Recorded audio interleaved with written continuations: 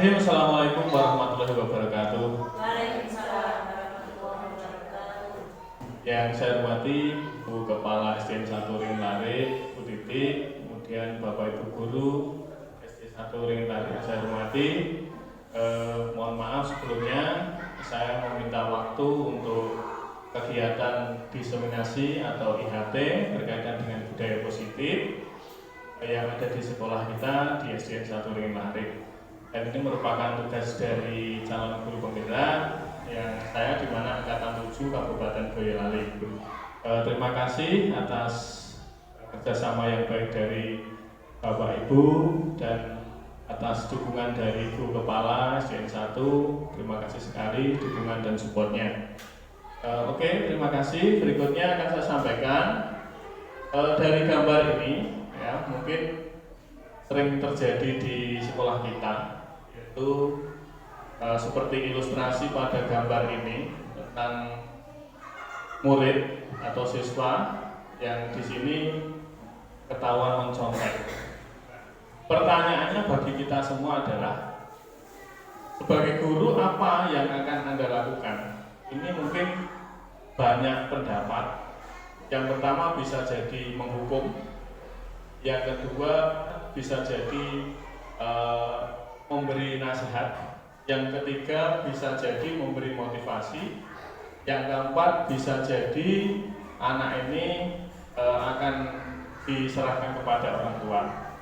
Nah tentu dalam pengalaman yang ada ketika kita mengajar di kelas kita masing-masing, hal-hal seperti ini, kesalahan dari anak-anak ini sering sekali terjadi. Nah, berikutnya di sini ada teori kontrol yang kita pelajari dari calon guru penggerak angkatan 7, bahwa menurut Dr. William Glasser ini ada miskonsepsi, artinya kesalahpahaman, jadi paham yang salah. Yang pertama, ilusi atau bayangan, gambaran bahwa guru itu harus selalu mengontrol murid. Jadi guru itu mengontrol penuh murid. Jadi seperti layaknya boneka yang kita gerakkan, dari misalnya ini mau digerakkan ke sini. Nah, ini ilusi atau bayangan yang miskonsepsi atau salah. Kemudian yang kedua, ilusi bahwa semua penguatan positif efektif dan bermanfaat. Artinya pemberian penguatan bekal sehari-hari yang positif itu akan efektif dan selalu bermanfaat. Selalu bermanfaat. Dari kita memberikan sesuatu kepada murid itu pasti akan bermanfaat dan akan efektif, baik berupa hukuman, teguran maupun sanksi yang lain. Kemudian yang ketiga, menurut Dr. William, ilusi bahwa kritik dan membuat orang merasa bersalah dapat menguatkan karakter. Jadi karakter anak itu didapat dari hanya kritik maupun dari kita yang mengatakan bahwa itu orang tersebut salah atau anak tersebut salah. Berikutnya yang terakhir, ilusi bahwa orang dewasa memiliki hak untuk memaksa. Jadi kalau kita sebagai orang tua biasanya, misalnya anak ini tidak mau makan bakso, pokoknya dipaksa makan bakso. Tidak mau makan sayur dipaksa. Nah ini ada pemahaman dari teori kontrol menurut Dr. William ini salah. Jadi, yang benar seperti apa? Kita lanjutkan.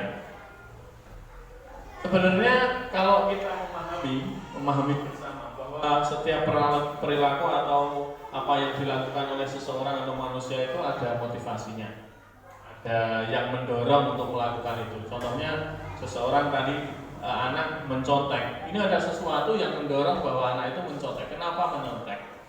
Kemudian motivasi ini ada dua jenis. Yang pertama ada motivasi eksternal, jadi dari luar. Kemudian yang kedua ada motivasi internal, termasuk melakukan hal-hal baik, melakukan hal-hal yang baik ini anak juga berdasarkan dua motivasi, dari motivasi eksternal maupun dari internal. Yang dari eksternal biasanya yang dari luar, kalau murid ya siswa ini, yang pertama itu hanya untuk menghindari hukuman.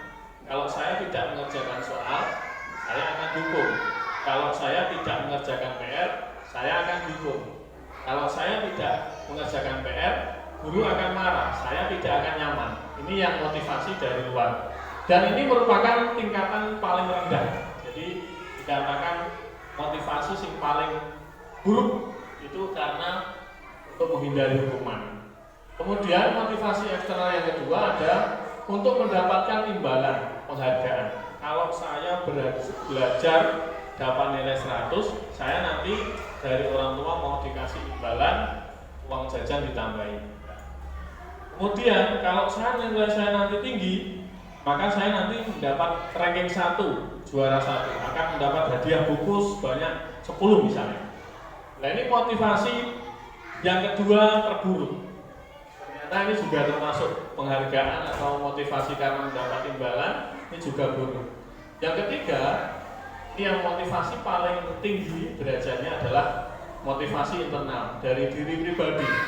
Tujuannya apa? Untuk menjadi orang yang mereka inginkan. Saya melakukan ini itu karena saya ingin ini. Kemudian berupa menghargai diri sendiri dengan nilai-nilai yang mereka percaya. Jadi mereka itu menghargai diri sendiri. Menghargai diri sendiri. Saya melakukan ini karena saya ingin seperti ini, murni dari dorongan diri sendiri. Ini yang dikatakan motivasi paling tinggi. Jadi sudah dikatakan dua motivasi ini mewakili seluruh perilaku yang dimiliki oleh manusia yang sudah dilaksanakan sehari-hari, seperti halnya anak didik kita. Jadi inilah yang menjadi motivasi. Jangan sampai motivasi itu pada nomor 1 karena mereka tidak nyaman dan menghindari hukuman. Jangan sampai seperti itu. Jangan sampai nanti karena takut dapat sanksi ini akhirnya mau melakukan sesuatu. Lanjut. Nah, tadi dikatakan nomor 2 untuk mendapatkan penghargaan. Ternyata menurut penelitian yang sekarang yang terbaru bahwa disampaikan dalam materi kami, penghargaan itu menghukum seseorang. Kenapa begitu? Yang pertama, alasannya penghargaan itu bisa diraih jika menginginkan sesuatu dalam jangka pendek. Jangkanya pendek, tidak berkepanjangan. Artinya tidak konstan terus bermanfaat sampai akhir hayat tidak. Tapi hanya jangka waktu tertentu. Misalnya tahun depan ini dapat juara misalnya apa? Nah, itu jangka waktunya pendek, hanya targetnya sampai situ. Jadi ini menurut versi pembelajaran kami ini adalah penghargaan ini adalah menghukum. Kemudian bisa menyebabkan ketergantungan akan mendapat penghargaan. Jadi tergantung kayaknya penghargaan ini ya tidak melakukan, tidak melakukan semaksimal mungkin. Kemudian yang ketiga, penghargaan itu menciptakan persaingan, dan persaingan ini menciptakan kecemasan serta merusak hubungan. Contoh, satu kelas bersaing mendapatkan nilai tertinggi. Ada yang menciptakan persaingan, benar, penghargaan ini bentuk juara siji untuk buku, akhirnya apa? Persaingan dari masing-masing anak. Sebenarnya hal baik juga, tetapi menurut versi ini adalah kurang benar. Kemudian dari persaingan itu menciptakan kecemasan atau merusak hubungan. Bisa jadi Lakai juara 1 karena karena dekat dengan gurunya, atau karena sudah diberi materi dulu. Nah ini menjadi kecemasan bagi yang tidak mendapatkan penghargaan.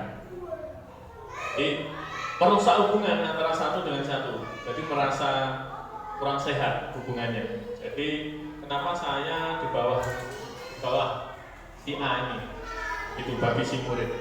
Jadi penghargaan di sini adalah sifatnya menghukum. Jadi penghargaan ini menciptakan persaingan, dan persaingan itu akan menciptakan kecemasan bagi yang bersaing, dan yang bersaing nanti akan ada kecenderungan hubungannya terusak karena ada persaingan ini. Kemudian yang keempat, ini penghargaan ini dapat mematikan kreativitas. Maksudnya gimana? Jadi ketika anak itu ingin meraih ranking 1 atau penghargaan, dia melulu hanya apa yang ingin dicari, yang diraih itu hanya itu. Misalnya saya ingin matematika, juara matematika, saya hanya fokus, anaknya hanya fokus di matematika, tetapi tidak berpikir bahwa sebenarnya di antara selain matematika bisa jadi diolah oleh si anak ini. Jadi yang dikatakan mematikan kreativitas itu dia hanya terpakan satu hal, padahal dia bisa melakukan sesuatu banyak hal. Karena hanya tuntutannya untuk meraih satu penghargaan satu saja, maka dia melupakan kreativitas yang lain yang bisa mereka lakukan. Nah, yang terakhir ini adalah menjadi inti bahwa penghargaan itu menghukum, tanda kutip, mereka yang tidak mendapatkan penghargaan. Contoh, ketika perankingan kelas, juara 1 nilainya 92, sedangkan juara 2 90, hanya terpaut selisih poin yang sedikit. Ya, si nomor 2 ini akan merasa hatinya itu merasa terhukum. Aku mau jatuh, kenapa kok tidak kurang sedikit saja? Nah, itu menghukum dirinya. Berarti saya kurang belajar. Tinggal sedikit lagi. Nah, ini bagi si nomor 2 ini adalah menghukum dirinya sendiri. Jadi tidak mencapai itu. Akhirnya dia loyo, agak down, katanya begitu. Apalagi ditambah ketika nanti sampai rumah dimarahi oleh orang tua. Nah, ini menjadi penghukuman yang tambah lagi bagi si anak. Makanya dikatakan poin pentingnya di sini adalah penghargaan dan menghukum. Makanya di kurikulum yang terbaru tidak diadakan perankingan karena ada pemahaman yang ada di sini. Pemahaman bahwa penghargaan itu bisa menghukum seseorang. Tapi sebenarnya sisi sudut pandang yang lain menyebutkan bisa juga jadi motivasi. Versi dari pemikiran yang sebenarnya adalah penghargaan ini itu. Ada tuntutan yang lain yang ingin disampaikan selain mendapat penghargaan. Lanjut. Nah, untuk mencapai penghargaan tadi sebenarnya ada yang dinamakan disiplin pada diri sendiri. Tadi dikatakan bahwa motivasi tertinggi itu terletak pada diri sendiri. Makanya apa yang dia harus kasih anak, dia harus disiplin diri. Disiplin diri ini meliputi kita sebagai guru mengajarkan anak untuk bertanggung jawab terhadap dirinya sendiri. Contoh tentang misalnya kukunya yang kurang bersih, itu menjadi tanggung jawab diri sendiri, bukan dari gurunya. Kamu dipotong kukunya, tidak, tetapi menjadi tanggung jawab terhadap dirinya sendiri. Kemudian yang kedua, menumbuhkan kesadaran diri anak terhadap nilai-nilai kebajikan. Jadi hal yang baik itu yang mana dicanangkan bahwa berkata jujur, bersih itu adalah hal-hal yang baik. Kita sebagai guru hanya menumbuhkan, sepatumu bersih, bagus, memberi apresiasi itu. Jadi biar sadar diri mereka sendiri. Hanya menumbuhkan itu artinya seperti petani, bahwa sudah ada bibitnya, kita tidak bisa kok bergerak sendiri tak jauh akarnya dan tidak. Secara alami dia akan tumbuh sendiri. Kemudian yang ketiga, mengajarkan cara mengontrol diri dalam melakukan suatu tindakan. Kalau melakukan tindakan yang salah, apa yang harus dilakukan itu dikontrol diri. Saya mau mencuri itu salah atau tidak? Saya mau mencontek itu salah atau tidak? Itu kontrolnya sebenarnya ada di diri masing-masing anak. Kemudian timbul kesadaran motivasi dari diri anak. Setelah diajarkan tanggung jawab, kemudian ada nilai-nilai kebajikan, kontrol diri, diharapkan ada timbul kesadaran dari diri anak sendiri. Katakan di sini adalah motivasi dari diri anak pribadi. Kemudian kesadaran bukan karena paksaan, ujian atau hukuman. Jadi seperti tadi, bahwa sesuatu itu bukan karena dipaksa, tapi ikhlas dari diri sendiri. Yang terakhir adalah menjadi tindakan yang membudaya. Jadi kalau sudah bertahap dari 1 sampai 6 ini sampai 5, kemudian yang terakhir itu menjadi budaya. Jadi yang dikatakan tadi dikatakan budaya positif. Makanya budaya yang baik. Jadi dari kesadaran diri, tanggung jawab, kemudian kontrol diri, motivasi diri ini menjadi sesuatu yang membudaya di SDN 1 Ring Tarik. Maksudnya sampaikan kepada guru panjenengan semua bahwa saya menyebarkan informasi yang saya sampaikan ini. Jadi biar ada persamaan persepsi antara guru penggerak dengan panjenengan semua yang ada di institusi atau lembaga sekolah musik. Ini menjadi budaya. Kemudian selanjutnya ini ada istilah restitusi. Restitusi menjadi solusi. Jadi kalau tadi mencontek itu apakah nanti dihukum atau di mana, apakah diberi sanksi atau enggak? Yang menjadi solusi adalah restitusi. Apa itu restitusi? Kita lihat dari tahapannya. Jadi sebelum restitusi kita harus paham dulu dari satu bahwa kita harus mengenali kebutuhan dasar manusia. Kebutuhan dasar manusia itu apakah hanya sandang pangan papan? Sebenarnya tidak. Nanti kita sampaikan. Kemudian yang kedua, timbul adanya keyakinan kelas. Keyakinan kelas itu bukan peraturan kelas. Nanti bedanya apa? Nanti kita sampaikan. Kemudian ada segitiga restitusi. Restitusi atau semacam penanganan masalah yang bersumber dari diri sendiri anak sendiri, namanya restitusi. Kemudian dan ketiganya ini menjadi budaya yang positif, budaya yang selalu ada di SDN 1 Ring Tarik. Lanjut.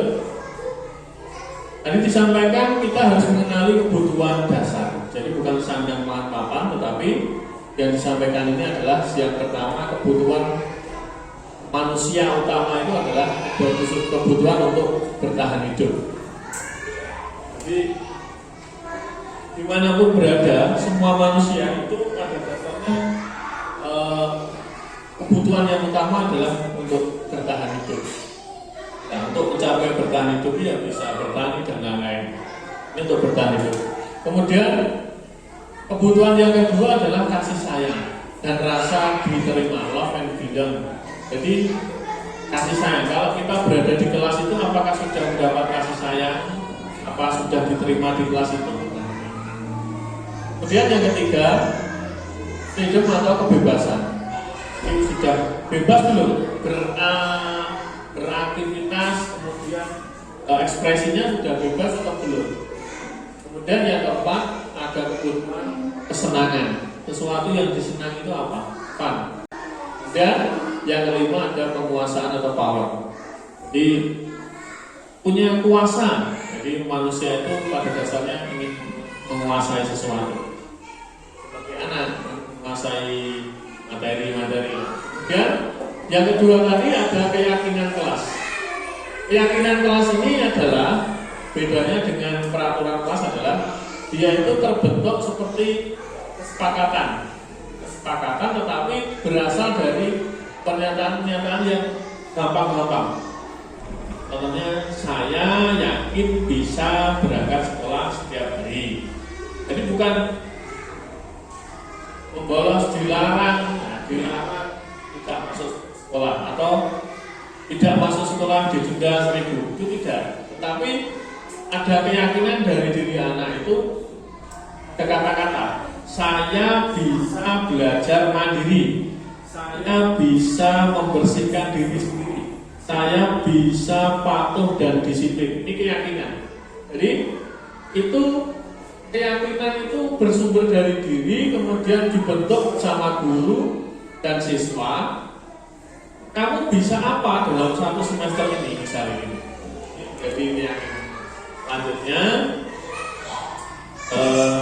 ini yang menjadi kontrol guru ya. Jadi tadi disampaikan di halaman kedua. Jadi ada anak yang mencontek itu, posisi kita yang mana ini? 1 penghukum, 2 pembuat merasa bersalah, 3 teman, 4 pemantau, 5 manajer. Kira-kira kalau Mbak Kun pilih yang mana? Kalau disuruh milih 5 ini, posisi dirinya pilih yang mana? Yang 4. Mas Randy? 2. Merasa pilih yang mana? Teman. Teman. Mbak Stella? Teman. Mbak Zura?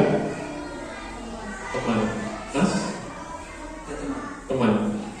Nah, maksudnya begini, jadi inilah yang menjadi poin penting, bahwa diharapkan guru itu menjadi nomor 5. Jadi tuntutan kita sebenarnya nomor 5. Yang jelas nomor 1 jarang dipilih, tetapi pelaksanaannya rata-rata ya kalau dipraktekkan dia dari hukuman itu biasanya ada. Kamu itu ya dulu mungkin ada dipukul pakai garisan, sekarang kan tidak.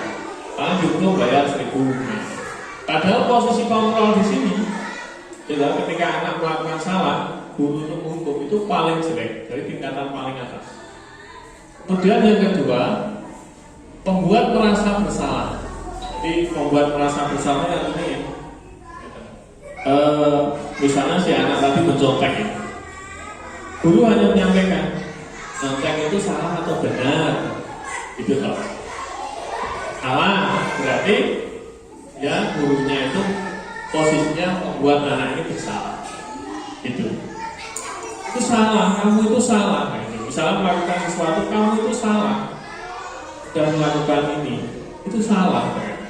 Hal-hal perkataan menunjukkan bahwa menjustis atau menghakimi anak ini salah itu adalah nomor 2. Kamu itu salah, itu salah. Kemudian yang ketiga, menjadi teman. Menjadi teman ini rata-rata banyak pilihan. Saya dulu juga jawabnya teman, karena merasa istilahnya bisa akrab dengan anak-anak gitu. Tetapi menurut pembelajaran ini, teman itu kita harus diberi batas. Jadi mengapa kok jadi teman? Temannya dengan versi artinya mungkin biar bisa mengontrol mereka mudah. Artinya karena ada sesuatu yang mereka ingin sampaikan, kita merasa jadi teman mereka, kan begitu. Nah, ini ada batasannya sebenarnya. Tidak boleh seperti itu. Artinya hanya batasan tertentu saja. Jadi tidak selamanya jadi teman itu. Dan yang keempat jadi pemantau. Pemantau itu ya punya kita. Pemantau, kayak salah, kayak benar. Biarkan saja. Kemudian yang kelima ini ada manajer. Itulah yang diharapkan, makanya bisa saya beri tanda panah. Manajer controlling, pengontrol, ya. Manajer saja.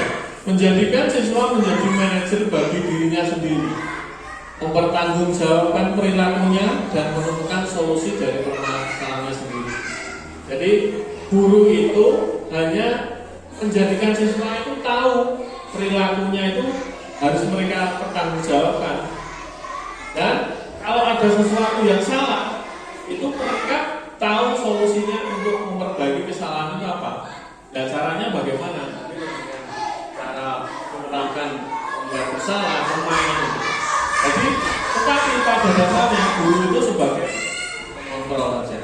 Kontrol di sini, manajer. Nah, inilah yang dikatakan restitusi. Jadi restitusi itu dia menjadikan si murid atau si siswa itu mempertanggungjawabkan perilakunya sendiri, kemudian mencari solusi. Jadi bukan dihukum, tetapi tanggung jawab atas apa yang dia lakukan dan berusaha mencari solusi untuk memperbaikinya. Kalau kemarin sore sama Mas Randy ya, anak nakal, terus saya panggil ke kantor, ditanya baik-baik, apakah itu salah atau benar? Nomor 2, kita melaksanakan itu sebagai teman. Kemudian ditanya apa yang harus kamu lakukan kalau sudah seperti itu. Dia akan timbul inisiatif menyampaikan solusinya itu apa. Lakukan diri dari diri sendiri. Ini yang dikatakan restitusi. Ini restitusi itu. Kemudian lanjut Mas. Nah, ini menjadi restitusi itu menjadi budaya positif di sekolah.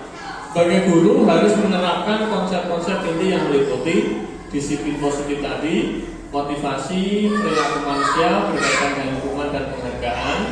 Jadi ya, bahwa penghargaan itu sebenarnya seperti ini tidak boleh. Apa yang boleh itu. Kemudian posisi kontrol guru itu bagaimana, di bagian 1 sampai 5 tadi. Kemudian pembuatan keyakinan kelas tadi ya. Di kelas itu mampu seperti apa? Kemudian ada segitiga restitusi dalam menyelesaikan.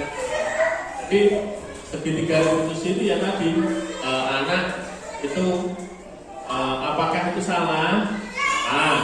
Lalu apa yang diharuskan? Poinnya nanti akan seperti segitiga, akan menemukan solusi di titik atasnya. Namanya segitiga restitusi. Lanjut, Mas. Terima kasih. Jadi mungkin itu yang saya sampaikan berkenaan budaya positif. Semoga bermanfaat untuk SDN 1 Ringin Lare, dan mohon doanya Bapak Ibu saya bisa melanjutkan kegiatan CGP sampai selesai dan lulus. Allahumma amin. Terima kasih Bapak Ibu atas waktu dan kesempatan yang diberikan kepada saya untuk menyampaikan hal ini. Kurang lebih dari saya mohon maaf. Akhirnya, assalamualaikum warahmatullahi wabarakatuh.